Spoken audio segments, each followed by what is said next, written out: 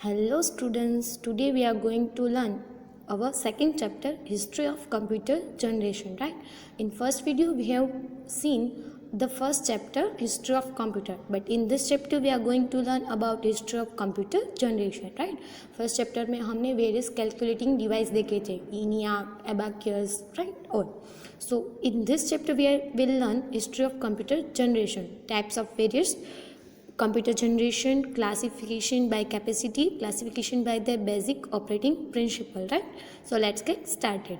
So as the time passed, a more suitable and reliable machine became a need which could perform our work more quickly, right?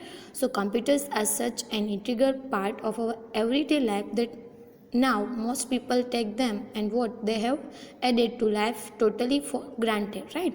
तो जैसे ही new technology आ रही है, आगे time pass हो रहा है, वैसे हमें ऐसे मशीन चाहिए जो हमारा वर्क क्या कर दे, क्विक एंड ईजी. तो कंप्यूटर भी क्या है, ऐसा मशीन है जो हमारा वर्क क्या करता है, easy and fast, right. And आजकल आप सब देखते हो कि सब लोग कंप्यूटर का यूज़ कर रहे हैं.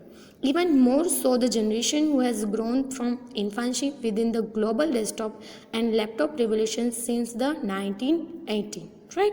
So first we are going to learn generations of computer, अलग अलग generations of computer. So the history of the computer goes back several decades. However, there are 5 definable generations of computers, right?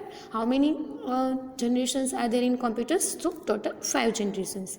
Each generation is defined by a significant technological development that changes fundamentally how computer operate.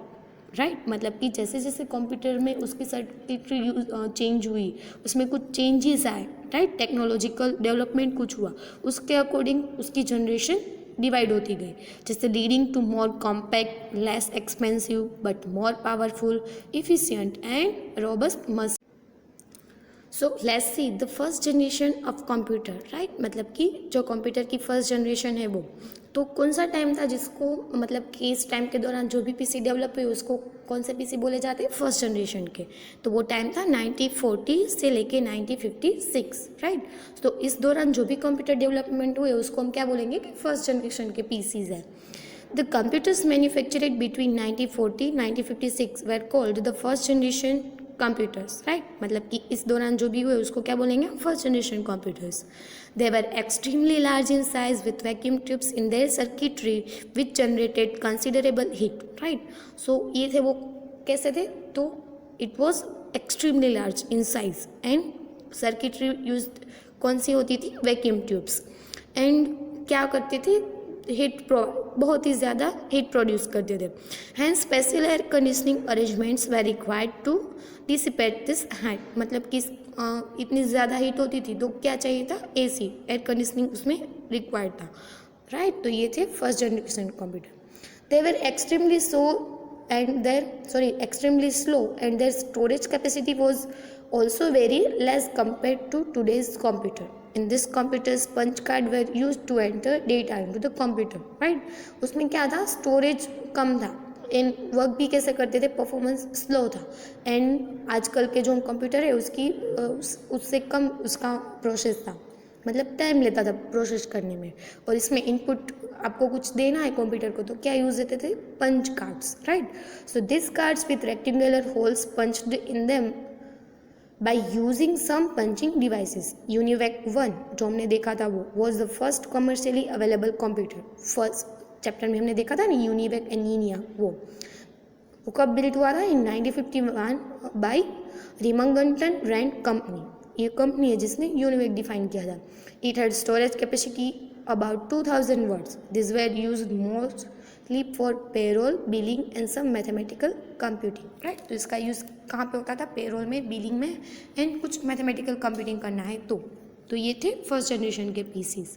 The second generation of computer तो 1956 से लेके 1963. The computers in which vacuum tubes were replaced by transistor. जैसे first generation में क्या vacuum tubes use होती थी as a circuitry, तो second generation में क्या यूज़ हो रही है, transistors.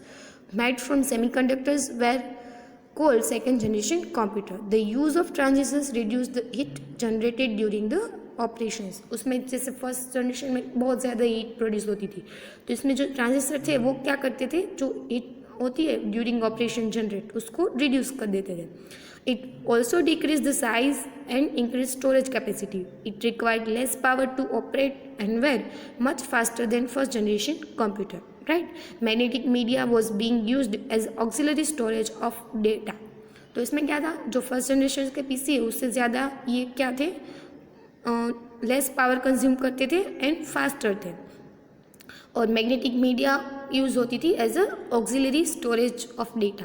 This computer used high level languages for writing computer programs like FORTRAN and COBOL. Right. तो फोर्ट्रेन एंड कोबोल जो हाई लेवल लैंग्वेज है, जैसे बेसिक पढ़ा आपने, बेसिक लोगो हम जो पढ़ते थे वो क्या है, बेसिक लेवल की कंप्यूटर लैंग्वेज है. जो ये फोर्ट्रेन एंड कोबोल है वो हाई लेवल की लैंग्वेज है, कंप्यूटर लैंग्वेज. राइट. तो सेकेंड जनरेशन में ये यूज़ होती थी. The next is third generation of computer. तो वो थी 1964 से लेके 1971. The third generation computer started in 1964 with incorporation of integrated circuit. First में क्या यूज़ हुआ, वैक्यूम ट्यूब. सेकेंड में ट्रांजिस्टर्स एंड इसमें IC, that means integrated circuits. IC is a monolithic circuit comprising a circuitry equivalent to tens of transistors on a single chip of semiconductor having a small area, a number of pins for external circuit connections. Right.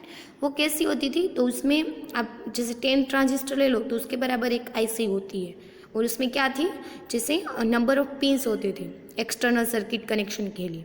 Right. And small area में एक semiconductor होता था single chip की तरह. सो IBM 360 series computers in this generation had provision for facilitating time sharing and multi programs also. जो IBM 360 series के computer थे वो इस जनरेशन में आते थे. These were small in size, cost-effective computers compared to second generation computer. Storage capacity and speed of these computers increased manifold as it include user-friendly package programs, word processing and remote terminals. तो जैसे जैसे ये आप अलग आगे आगे generation में आते जाओगे तो कंप्यूटर का जो डेटा प्रोसेसिंग स्पीड है वो भी ज़्यादा होता जाएगा, और क्या होगा, उसकी साइज़ भी कम होती जाएगी. So remote terminals could use central computing facilities and get the result instantly. इसमें क्या था, रिमोट टर्मिनल यूज़ किया जाता था. Right. The next one is fourth generation of computer. 1970 से लेके प्रेजेंट तक, मतलब कि हम जो यूज़ कर रहे हैं उसको भी आप फोर्थ जनरेशन कंप्यूटर यूज़ कह सकते हो. Fourth generation computers were introduced in 1970 and this computers electronic components were further minimized through large scale integration techniques, that means LSI technique. कौन सी, IC और थर्ड जनरेशन में थी. फोर्थ में क्या आई, LSI techniques. Microprocessors which are programmable ICs fabricated using LSI technique are used in these computers. Right. So microcomputers were developed by combining microprocessor with other LSI chips with compact size, increased speed and increased storage capacity. Right. तो इसमें क्या use होता था, LSI and microprocessor use होते थे. In recent days, ICs fabricated using VLSI, very large scale integration technique are used in computer. आजकल जो हम PC यूज़ करें उसमें कौन सी टेक्निक यूज़ होती है, VLSI. Through this technique, the storage capacity is increased manifold. Not only that, the speed of these computers is also very high as compared to earlier computer. Right? इसकी speed जो हम आजकल देख रहे हैं, आप सबको पता है कि फास्ट वर्क करता है computer. During 1980s, some computers called as supercomputers were introduced in the market. These computers perform operations with exponentially high speed, approx 100 million operations per second. तो 1980s के दौरान कौन से कंप्यूटर, सुपर कंप्यूटर इंट्रोड्यूस हुए, और वो ये computer क्या था, तो हाई स्पीड में, मतलब कि एक सेकंड में 100 मिलियंस ऑपरेशन एग्जीक्यूट कर सकता था, इसीलिए उसको क्या बोला जाता था, super computer. This speed is attained by employing number of micro processor consequently. The cost is also very high. These are normally used in very complex application like artificial intelligence and etc. Super computer हम use नहीं करते थे, कहाँ पे use होते थे, in artificial intelligence में, फिर वेदर फोरकास्टिंग में, साइंटिफिक रिसर्च में, यहाँ सब कंप्यूटर्स मतलब ये सुपर कंप्यूटर्स यूज़ होते थे। एंड द लास्ट जनरेशन है वो 5th generation of computer, present and beyond, मतलब कि अभी जो चल रही है वो भी 5th जनरेशन में आ सकती है एंड आगे जो आएगी वो भी 5th जनरेशन कंप्यूटर आएंगी। Computer devices with artificial intelligence, ये नाम आपने पढ़ा होगा, AI, are still in development, मतलब अभी ये टेक्नोलॉजी चल रही है, but some of this technologies are beginning to emerge and be used, such as voice recognition. AI is a reality made possible by using parallel processing and superconductor. Learning to the future, computers will be radically transformed again by quantum computation, molecular and nanotechnology. ये सब technology जो use, nano technology अभी आ रही है, हम कोई generally use नहीं करता, तो आगे जो कंप्यूटर आएंगे वो ऐसी टेक्नोलॉजी को यूज़ करके हमें यूज़ करने को मिलेंगे, AI, right. The essence of 5th generation will be using these technologies to ultimately create machines which can process and respond to natural language, right? तो अभी हमें पता है कि कंप्यूटर खुद से कुछ काम नहीं कर सकता है। अगर आपको कुछ काम करवाना है तो हम इंस्ट्रक्शन दे रहे हैं, तो आगे जो कंप्यूटर आएंगे जो इस जनरेशन में, वो कैसे कंप्यूटर होंगे कि खुद से अपने डिसीजन ले पाएंगे, मतलब कि नेचुरल लैंग्वेज में, and have capacity to learn and organize themself, मतलब कि खुद से लर्न कर लेंगे एंड अगर कुछ एरर आती है तो वो खुद से हैंडल कर लेंगे, राइट। सो ये थे जनरेशन्स ऑफ कंप्यूटर। इस वीडियो में हमने अलग अलग जनरेशन्स ऑफ कंप्यूटर पढ़े। In next video we will learn classification by capacity, right. Thanks for watching.